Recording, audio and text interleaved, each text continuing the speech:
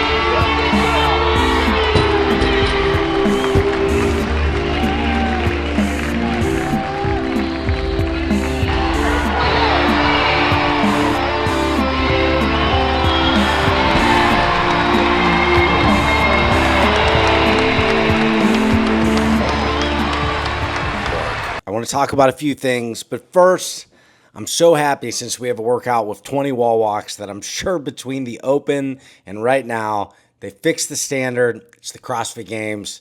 The referees are on top of it. There's not going to be any shenanigans to trigger me. It's Lucy Campbell on the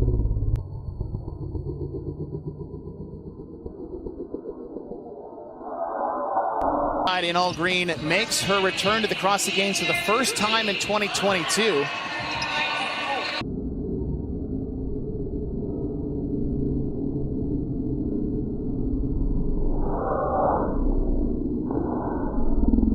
Campbell qualified out of Wadland Fest. Freak! It's not that hard to fix. I'm going freaking crazy. Woosah. All right. So they haven't changed the wall walk standard yet. You know what? I've talked to my therapist about this, and I think it's just best that I move on. Day 1, I want to talk about a couple things. I want to talk about the new venue in Albany, New York. I want to talk about the absolute madness on the pegboard, as well as the jump rope situation with Colton Mertens, some of the surprises on the leaderboard and what I think we're going to see going forward, and my updated rankings. On to the controversy. Well, the Colton issue with the jump rope is unfortunate because his jump rope broke in an event in which he was winning his heat. Cost him about 40 seconds. He was told to go to one side of the room. Jump rope was on the other side of the room. When he got the jump rope that was not his own, I don't know if it was a different size or whatnot, he tripped a lot, might have lost a full minute on the event. It made a big difference. Haven't looked at the leaderboard, but I'm sure it was at least a few spots. I asked Bryson Del Monte in the media area what he thought because I was struggling to come up with a reason for how we could possibly say that that's not just bad luck and how a person could take accountability for it. And a good point was brought up that it's the unknown and unknowable, and you have to prepare for a jump rope breaking. You should have 2 jump ropes, and I think that's a good argument. And Colton didn't make a fuss about it either, at least on social media. Oh well. But take a look at the pegboards. Somebody brought up astutely on the Savon podcast that Tia years ago won a pegboard event in which she was going touch and go. Another great point by JR in which he says this. I put more stock in the fact that Tia was slipping so much. She felt like her best chance of completing a rep was legless up and down. Yeah. And here you see the moment that she switches.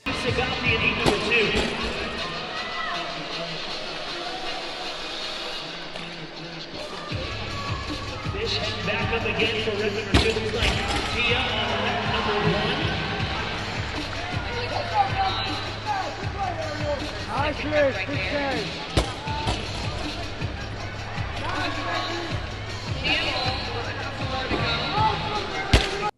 You see her switch to legless because it's so slippery. Now, there was a couple lanes that seemed to be drier than the others, and John Young thought maybe that could have to do with air conditioning or whatnot. But the bottom line was that not every lane was the same, and it seemed to make a huge difference. This is an event that Tia may have won, and instead she got smoked. So does it take away from the fittest on earth? Has it marred the competition? No. It is a pretty big deal, but there's always something. It's not going to be perfect. The same way that in golf, you can get a bad lie, or the group that goes off in the morning might have the wind blowing at them at 20 miles an hour, and in the afternoon, the wind has died down. In that same sense, there is always something that's not perfectly uniform. Now, this is a little bit worse than normal, but that's why we get a full weekend of events. You have to be good enough to make up for anything that may happen, even things that may happen that aren't your fault. And there's rumors going around that maybe there's a little surprise. Maybe there's an 11th or even 12th event.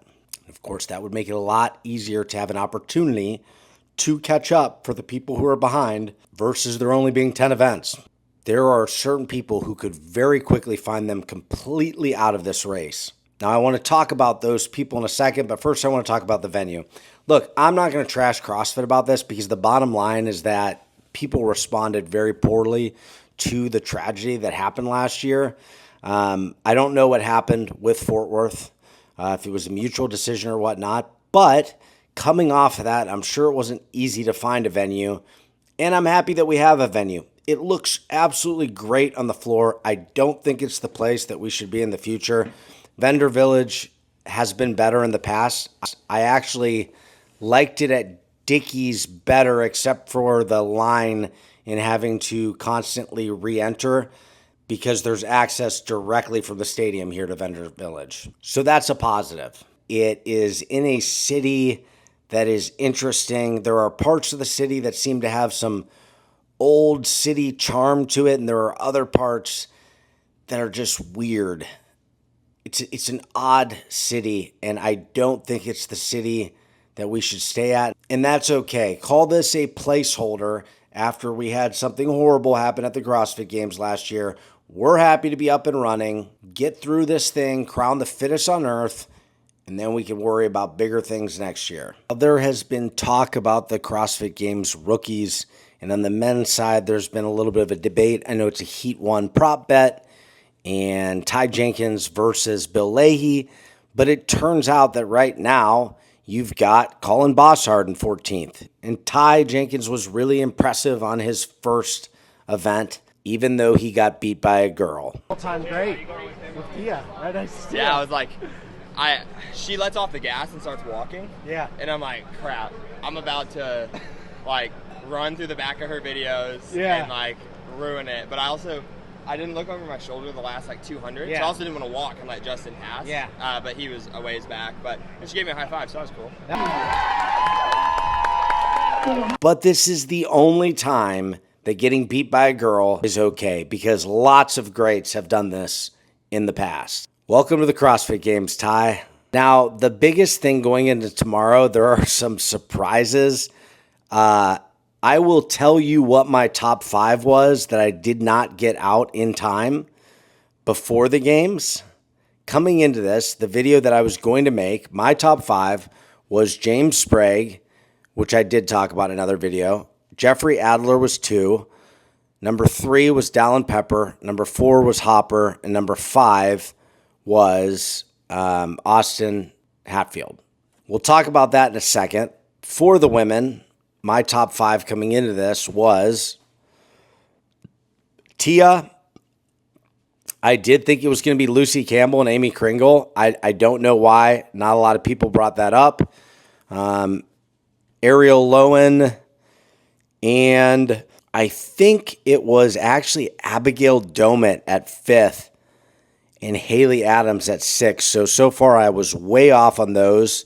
Of course, Lydia Fish is the gigantic surprise. She is super young. She is a rookie, and she was borderline whether or not she'd be able to get in. I think lifting heavy weight has been an issue, although when it came to some of the heavier cleans on the pegboard event, she had no problem with that. I mean, she looked really good. I think it's going to be hard for her to sustain, but just by showing up for your first CrossFit Games and doing this well in the first 3 events, we might have something special here. So my top 5 for the women, and then I'll talk about the men, because that's a little bit more complex. It's going to be Tia Claire. I'm going to stick with Kringle and Campbell at this point. I've got Ariel Lowen 4th. I think the smarter pick is Danielle Brandon at 5th. I gave you my original top 5. I am going to amend it at this point. We all knew the field was deep, but most people were seeing a changing of the guard. You got Sprague, Pepper, Hopper, and of course Adler, and then maybe Hatfield. Whereas the last few years, it looks like Adler, Justin, and Ricky were dropping off.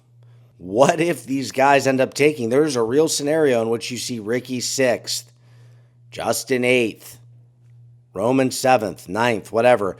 If they fill those spots from 6th to 10th, they are now relegated to gatekeepers, albeit the best gatekeepers of all time, but it would be a changing of the guard. If you've got the 5 I talked about occupying those spots and these guys sort of on the outside looking in. But right now, the exact opposite is happening. You've got Roman at 3rd, Ricky at 4th. Justin looks good at 6th. Adler's sitting at 5th. Not as good as people thought he was going to be. Crouch is in 2nd. Sprague is all the way in 8th. Pepper's in 9th.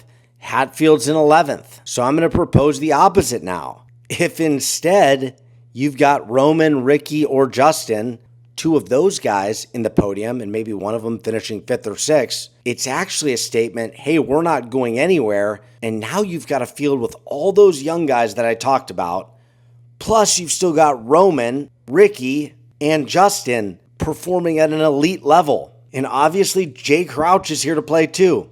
Between Sprague, Adler, Hopper, Pepper, Hatfield, and then Ricky, Justin, Roman, and now Crouch as well, you have without a doubt the largest group of absolute elite CrossFitters of all time. Guys where any one of them, the way that they're performing right now, would probably give Matt Frazier a run for his money 5 years ago. This is just a little update. I've got some behind the scenes with my Sparkly Enhanced Access. I will try to get that out.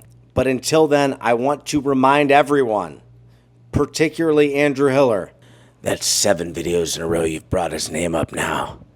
What are you, some sort of weirdo?